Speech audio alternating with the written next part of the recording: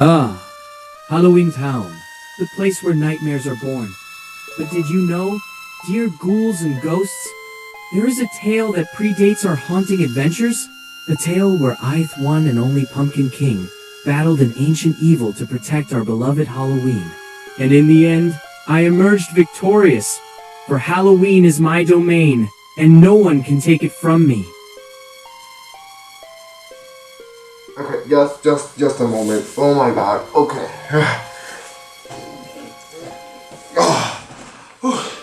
This thing is hot. Happy Halloween! Hello everyone, my name is DAGG and welcome back to another video. The Nightmare Before Christmas is one of my favorite movies of all time. I've seen it easily more than 200 times. But something that has really interested me about the Nightmare Before Christmas universe is its expanded world. From books to manga to even a video game sequel called Oogie Boogie's Revenge. This world will always be interesting to me. But almost every type of media that expands in this universe takes a step into the future. What happens after the movie? Well, not this time.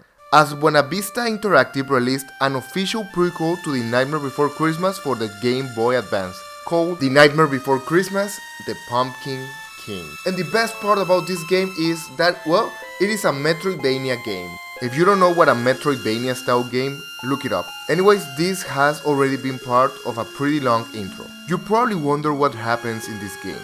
If you haven't, well, I'd say it's time you be gone.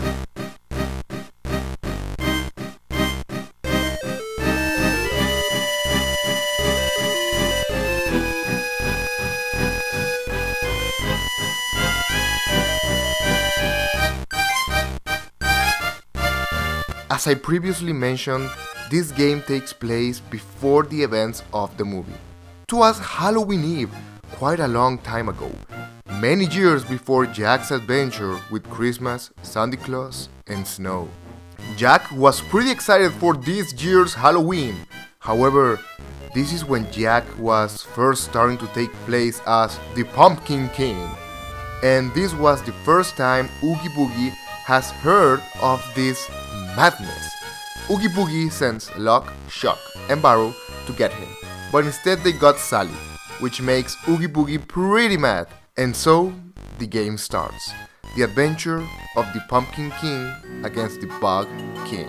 Halloween Town has turned into a ghost town, but not in a good kind. We find the Major and he explains to us that Halloween Town is infested with bugs. So if we do not do something, Halloween will be ruined forever. The Major gives us the Frog Gun. The Frog Gun allows us to deal damage to the bugs, and it is going to be our primary weapon during the entire game. We travel a little around Halloween Town, getting used to the control, when we get our first boss fight right off the bat, against, well, this evil spider. However, with our amazing skill, we take her out with ease, as we just need to avoid her attacks, and whenever she is unprotected, attack her. After that, we reach the main hub world, where we can see all the different locations this game is going to take us. For example, as of right now, we are on Halloween Town, but this game is going to take us to Jack's house, Dr. Finkelstein's house, and the Pumpkin Patch. And some more surprises along the way. First, we head to Jack's house, and just outside our house, we find Shock, Lock, and Barrel. Something is definitely very wrong. We enter our house and can we just appreciate the art style? This is something I love about this game. The art style is just incredible. Every set piece is just on point. Anyways, after traveling all of Jack's house, we finally find Zero. But at the same time, Shock, Lock, and Barrel trap us in our own home. But then again, it is our own home. So with Zero on our side, we can travel through chimneys in some 3D minigame in which we control Zero and we need to be avoiding spider webs. I love this section so much. Anyways, we managed to get out of the house. On our way back to Halloween Town, the Major lets us know that there are some weird and mysterious noises coming from Dr. Finkelstein's lab, so we must go and check it out. This is also the first time Jack hears of Sally, which is pretty cute. So we make all of our way to Dr. Finkelstein's lab, and once we cross his house, we come to his lab. But he is nowhere to be found. However, one of his inventions is the Bat Boomerang, or you can call it the Batarang. This item has a wider range but deals less damage. With this Batarang, we can access more secret areas across the map, and one of them leads us to another part of Dr. Finkelstein's lab, and he appears to be captured by a giant snake. However, we manage to take care of the snake by sending Batarangs to its mouth, by standing in the correct platforms with the correct altitude for when it is launching attacks our way. So no biggie. So we managed to deal with the snake and free Dr. Finkelstein. However, the doctor explains to us that Sally has been captured and kept captive by Oogie Boogie. So now we must help her. Also, we must find the corpse kid in order to move forward. And he is all the way over in the pumpkin patch. So we make our way to the pumpkin patch and cross just the bare minimum of it when we find... Wait, what is that? A pumpkin prince? No, it is the corpse kid being possessed by a pumpkin. And the only way to defeat it is by finding and destroying 3 giant roots scattered around the pumpkin patch. So this is exactly what we will do. So we find the first one and boom, destroy it. We find the second one and boom, destroy it as well. And then we find the third one and boom. And that's how we manage to free Corpse Kid. The Mayor proceeds to give us the Pumpkin Bomb, which is a pretty powerful weapon that allows us to move forward. It is pretty much just a bomb. With these bombs, we can open certain sections in the pumpkin patch. We then also get an Indiana Jones-like section, which is pretty cool, as we continue exploring the pumpkin patch. Later on, we find Lock, Shock, and Barrel, and they have a mystery box, so we continue chasing after them. After a while of chasing, we find the box, and the Corpse Kid is rescued, and he tells us about how we have unlocked the first mini-game. But if you want to know more about the mini-games in this game, you have to wait until I finish the story, or you can skip it during the timestamp down below. We find the 3 troublemakers, but they've set us a trap, and we fall underground. But not to worry, since with a tombstone and Zero's help, we can do one of those sections I love so much and escape. And we make it to a new location, the graveyard. I really like the graveyard, since in here sometimes Jack needs to hit some bells in order to wake up some ghosts so we can use them as platforms. After some deep exploration on the graveyard, we find a ghost being trapped under an Oogie Boogie statue. We free him up and we've now gained a brand new ability. This stretchy ghost allows us to stretch ourselves up into certain specific points in the game, allowing us to advance even more. Do you see what I mean when I say this is a Metroidvania style game? After some more exploring in the graveyard, we find this section, the bottom of the graveyard. What bio creatures are we going to find here? A giant mantis monster. This was the first boss that started to cause me some trouble, since its health was larger than most, and its attacks were consistent. This mantis swoops at you and grabs you to get you up in the air to drop you. It can also spawn minions and lay fire eggs. So the best strategy is that whenever it is far away, spam the batarangs, and when it gets really close, attack it with the pumpkin bombs. And after a few tries, it is defeated. We then escape back to Halloween Town and cross against this river of acid. That's when we find the werewolf being attacked by acid bat leeches. Apparently Lock, Shock, and Barrel put some bad blood machines on the acid bats. So we make our way across the valley of acid bats in search of these machines to free up the werewolf from future attacks. We head to the first machine, and that's when you realize you have to have perfect timing in order to destroy them. So we try our best and destroy the first one. We then make our way to the second one and destroy it, and also we do the same thing to the third one. After destroying all the machines, we come back to the werewolf and the leeches, who have stopped attacking the werewolf, and they have come back to normal. And we have gained the acid bat ability, which allows us to melt and go through tight spaces. However, as we finish talking to the werewolf, the melted man's eye falls down.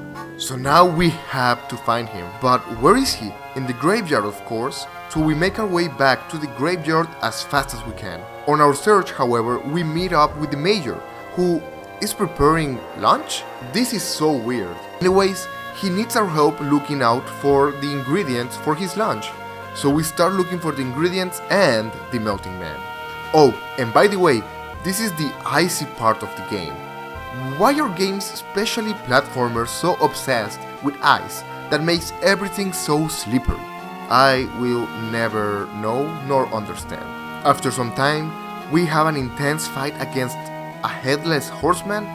No, it is one of the major ingredients in a skeleton body, swinging a sword in a horse made of hay. I know, weird. But we defeat it and get our first ingredient, Bug's brain.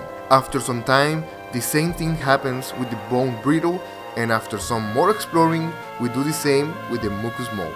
Now we have all the ingredients. We go back to the major, and while the ingredients are falling in, so does the eye of the melting man, and he comes back to life. It appears that Oogie Boogie tore his body into pieces. A little gruesome for a kid's game. This is when Jack gets tired of Oogie Boogie and decides it is time to pay him a visit. However, he is not ready yet. But the melting man is willing to help. He gives us the gum shoes, which allow us to stick into walls and advance more into the game. And now we head once more into the pumpkin patch. And after some very long exploration, we find one of the witches, who is preparing a pumpkin king elixir. However, her sister went looking for the final ingredient, but she hasn't been able to find it, so we head out in order to find her and help her. And this is just my least favorite part of the game. You see, there are these flying monsters that whenever they spot you, they bring you back to the beginning of the level, and it is extremely annoying. The only way to avoid them is by hiding underneath some mushrooms. The worst part is that you cannot kill these creatures. They are just really obnoxious and really slow down the pacing.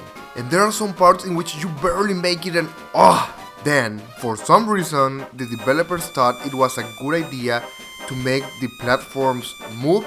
No, I hate this part of the game so freaking much. Anyways, after some really obnoxious part of the game, we make it to the witch's sister, who gives us the final ingredient of the formula.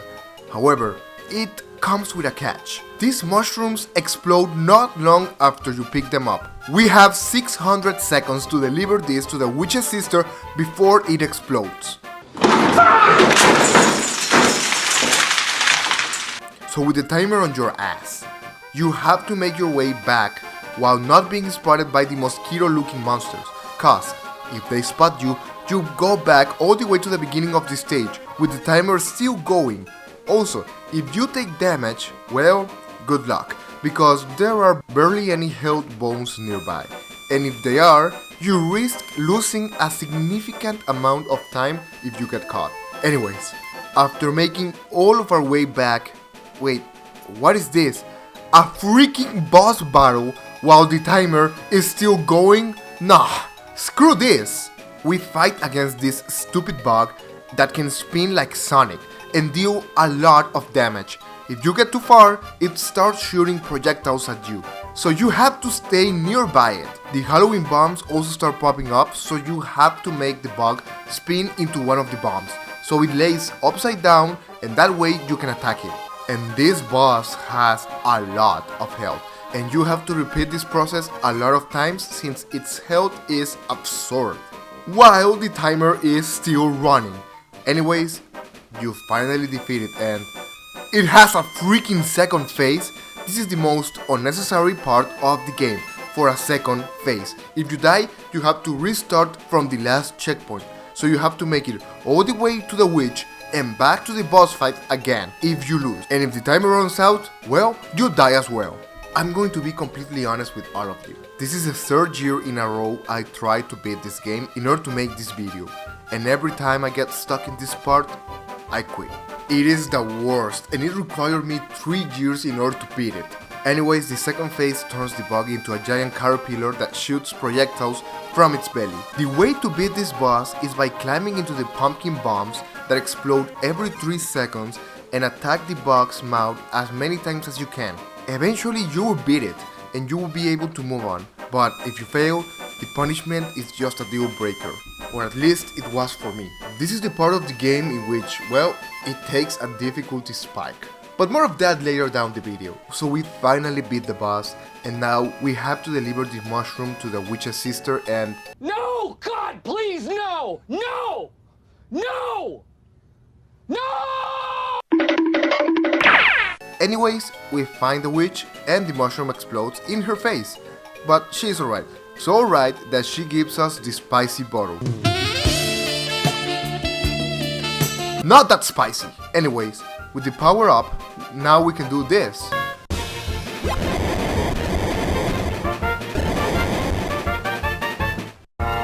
We move on to the graveyard and we find Shock, Lock and Barrel. And they are destroying a lamp? Huh, that is odd. Especially for these kids. After exploring a little more, we find the mayor and he explains to us that the kids are indeed destroying all the street lights in their paths, leaving the town in darkness. The mayor gives us a bat lamp that we can use to see better in the dark. We advance through this part of the game while avoiding deadly spikes as much as we can, but honestly, sometimes you have to purposely take damage to advance, which is just BS. After a while we find Shock, Lock and Barrel and destroy a fence and nothing happens, so we just continue exploring the graveyard. We find them again and they break another fence, and then we also do it a third time. Anyways, after some time we make it to the spiral hill and I got pretty excited, not gonna lie. I love this location so much. It's my favorite location of the game. Anyways, we move on and find Lock, Shock and Barrel and we confront them, asking why are they doing this, but instead of answers they give us the minigame too. What about these minigames later on in the video? The kids start their escape, so now the mayor tasks us on going after them, but they blocked our path. So we run back to the mayor and find another way using our powers and making it all the way to Dr. Finkelstein's lab through a secret pathway. We make our way to Dr. Finkelstein, who explains to us that Igor, his assistant, has run off and now he is locked out of his own lab. So we are now tasked on finding Igor.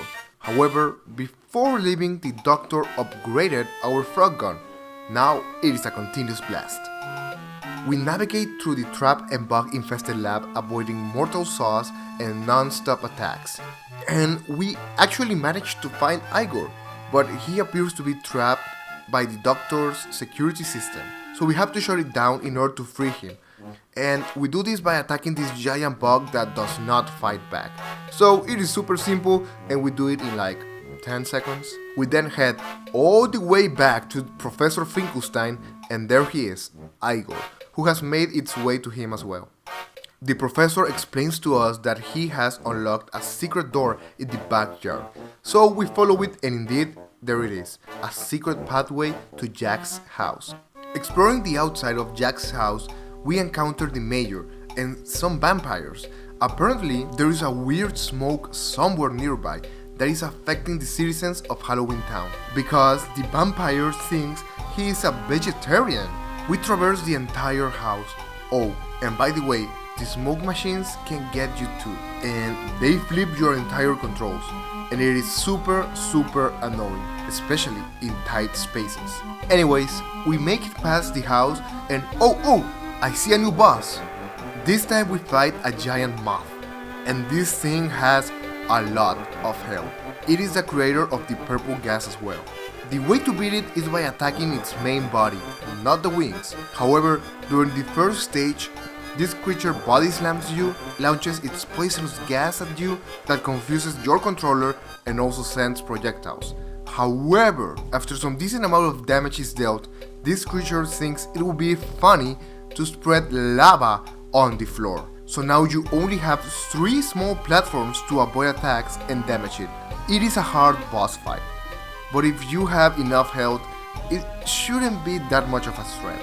Still hard, but manageable. After that big boss fight, we make our way back to the vampire and he is finally free of the mind control. As a reward, the vampire gives us an upgraded version of the Batarang, courtesy of Dr. Finkelstein.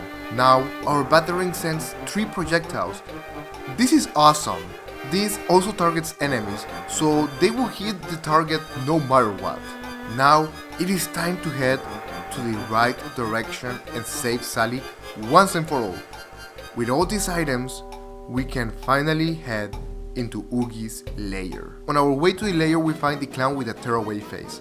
Apparently, he has lost his face, so as the good citizens we are, we task ourselves with finding that face. So we traverse in the lair, and let me just say, this area is really going to test your patience and your skill. It is unforgiving, filled with bugs and traps.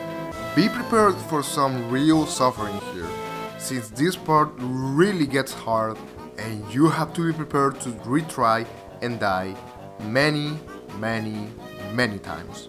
After some very extensive exploration looking for the clown's face, we finally find it in this really cool looking room, where fishes of all creatures are attacking you from every direction, and they deal a lot of damage. What you need to do is find the goldfish and hit it multiple times, until eventually it drops the clown's face. We now have to make it all the way back to the clown, so we have to literally avoid all the deadly traps we avoided in the first place to reach the face.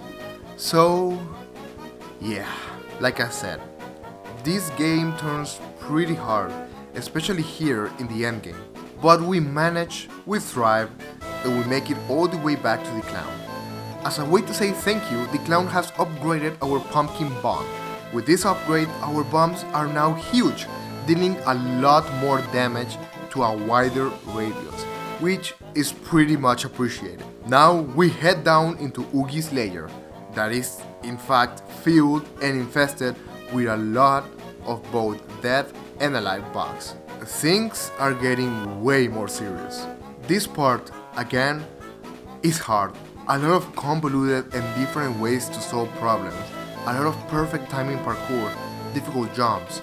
Also, add into the mix that you have to control several moving snakes through the game. Yes, this is hard. This is not for the faint-hearted. You can see and almost taste the fact that this is the end. And as we go deeper and deeper into the layer, we finally reached Oogie Boogie. Oogie Boogie isn't impressed by our presence and sends a giant worm thingy to attack us. And Jesus Christ, the amount of times I died during this boss fight, it is hard. The boss has 4 main body parts, besides the head. Every so often the body parts will look like a pumpkin. That's when it's vulnerable and when you can damage it.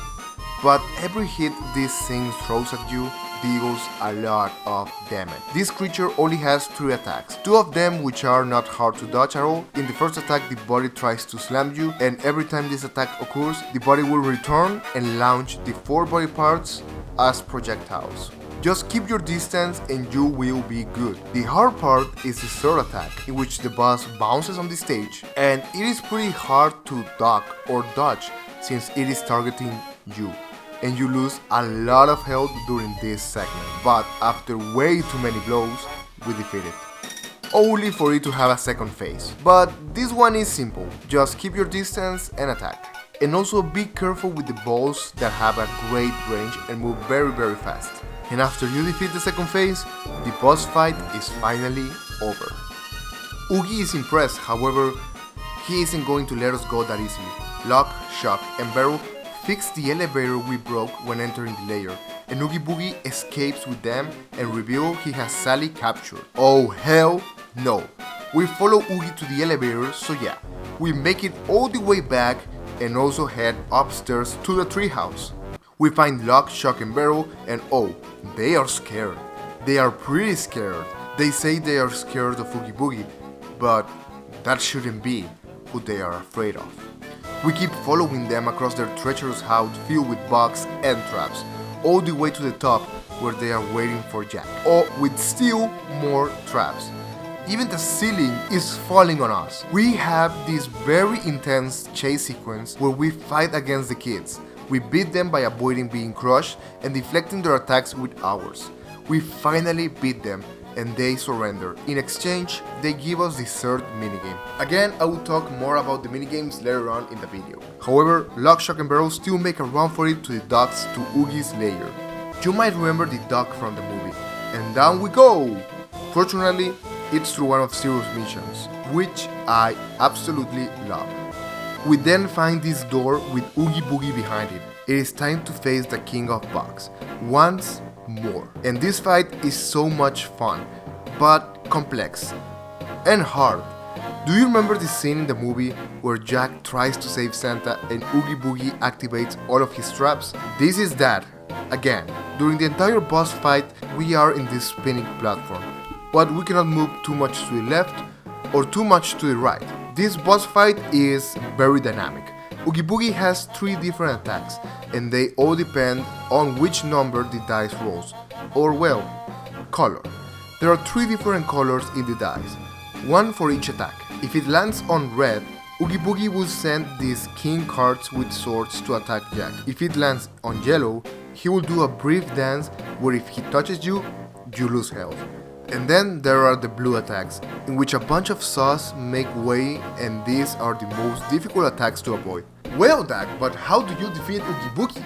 Well, before I tell you, let's just appreciate the stage and the background. These are some top-notch details. I love them. Very vibrant and fun. So anyways, in order to defeat Oogie Boogie, you need to attack him from behind during a very brief moment in which he is tired after rolling a dice and before his attack. So you have to do everything you can during that 1 to 2 second window. Yeah, it is hard, but after many attempts, we defeat Oogie Boogie. But we are not done. Of course not. There is still one more challenge. We haven't saved Sally yet. Another boss battle against Lockshock Barrel and Oogie Boogie and his giant machine. And I absolutely hate and despise this battle. This is easily the worst battle in the entire game, and unfortunately very anticlimactic. The previous battle against Oogie was intense and fun, even though it was hard. This one was obnoxious, unfair, boring, and extremely slow. It took me 10 minutes to beat him. That's without saying all the times I died and had to restart the boss fight. It is just super slow and unfair. How do you win? By attacking the machine's mouth whenever it is open, and then attack Oogie, but do not attack when it has this green bug inside because, well, now for some reason the attacks do not work, and as the battle goes on, the arena floor is replaced with spikes, so one misstep can be deadly. Eventually, after literally playing hours, we do manage to beat Oogie Boogie once and for all. Jack finally claims Halloween Town. If you ever want to know why Oogie Boogie is casted away and not allowed to leave his room in the movie, that's because Jack said so, and he is scared of him. Sally is finally safe, and Jack and Sally finally meet for the first time, starting their friendship, and now it is time to start Halloween. And now everyone is happy, and it is time to celebrate. Happy Halloween! But one last thing, Oogie Boogie will get his revenge, but that's a video for another day. And so, the story has come to an end, and wow, what a game this is. Probably one of the best Metroidvania games I've ever played. But we are not done with the game. Remember the minigames? Yes, during the game we unlock a total of 3 minigames. The first minigame is Bone Breaker, in which we have to use our bikes to crush a skeleton. In this battle royale per se, you have to make circles with the D-pad in order to crush this skeleton, which is the best out of the 3 minigames. The second minigame is called Whack Hammer. In this minigame we use a hammer to make smashing heads. In here you have to use the correct hammer for the correct animal. So use the bat hammer for the bats and the rat hammer for rats. Avoid the bombs, and you should be fine. And finally, the third minigame is called Skullduggery. In here, a head is hidden in a box and you just have to follow it with your eyes to find it. Again, pretty simple. While the games are not the best, they are a little extra that wasn't necessary, but I'm glad they are there. Now let's talk a little bit about the items. During the game, you will be finding 2 types of collectibles. The Shrunken Head allows us to have another bar of health. So the more you have, the more damage you can take before dying, and there are 10 in total. Then there are also the pickups, which are residents' most prized possessions. and these are hidden around town. There are 20 of these in the entire game, and they do not serve a purpose whatsoever, but these are usually hard to collect, so good luck getting them. And finally, you also unlock some concept art throughout the game, which is a pretty nice detail. I really like this game because it takes us to a variety of places across Halloween Town, from the town square to the pumpkin patch, the graveyard, Jack's house, Dr. Finkelstein's lab, Oogie Boogie's lair, and each one with its own sick twist and special sections, with gimmicks every time you visit them, which helps keep the game fresh, as no section is similar to the other, and has a new gimmick to work with. Whether it is limited light, slippery floors, lasers, well, you name it. It is also important to say, while yes, it is technically a kids game, it is also a Metroidvania. While researching about this game, I noticed that a lot of people who own this game never finished it. In fact, I didn't finish it until now. This is my third year trying to make this video, and my guess for that is the difficulty spike.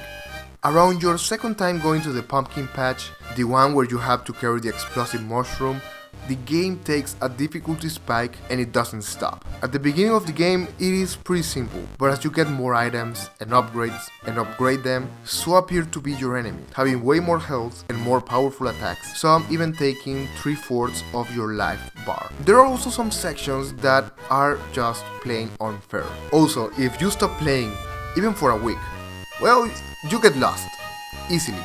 Sometimes the game relies on a lot of backtracking to go to new paths, which, if you pass the game for way too long, can be pretty frustrating as well, and you may need to restart the game. This is a game for you to beat in a span of mostly a week, or if you're like me, in 2 days, with dedication and a drive to learn and adapt.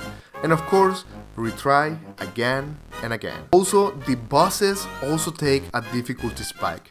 The first ones are pretty simple and easy, but as the game progresses, while some become challenging, others are just long for the sake of being long. Do not misunderstand me, most of them are pretty fun, but then there is, for example, the final boss, which is just plain out awful. But hey, those are very minor nitpicks. Let us talk about the good things this game has, because trust me, it does have some very fantastic elements. First of all, the soundtrack is amazing, with original songs of the game and instrumental covers of the movie soundtrack. It always feels right at home and I love it. I believe every track from the movie is here one way or another. And as you've seen through the video, this game has some amazing sprite work that really makes the game come to life. I really love the sprites and colors of the game. And going hand in hand with that, the backgrounds are incredible. Each section feels unique and the background gives it a 3D feel like no other. I swear each background could perfectly work as a wallpaper. And of course, it goes without saying the story. The story is very interesting to me, by being one of the few times the Nightmare Before Christmas franchise goes back in time to see how Oogie Boogie got exiled from Halloween Town, and how Jack became the Pumpkin King. And well, also how Jack and Sally first met. I love this game's story so much, and while I'm still not sure if this game's story is canon or not, in my head canon it is, because it makes absolutely perfect sense. And now to end this video. I love Metroidvanias more thanks to Metroid than to Castlevania, but this game, being a perfect adaptation of one of my favorite movies of all time, is just the cherry on top. While the game does have its flaws, its accomplishments and wonder far surpass those flaws. You can see the game was made with love and passion for both gamers and the Nightmare Before Christmas movie, and that is always very appreciated. This game is my favorite GBA game so far, and I couldn't recommend it enough. I know I've spoiled the entire story, but to experience it is something else. I encourage you, who have made it this far in the video, to play the game for yourself. And while you're at it, do not forget to leave a like and subscribe. That really helps out the channel a lot. And you better get this game because it is getting quite pricey. But anyways, that's going to be all for today. Thank you so much for watching, and I'll catch you next time. See ya! Bye!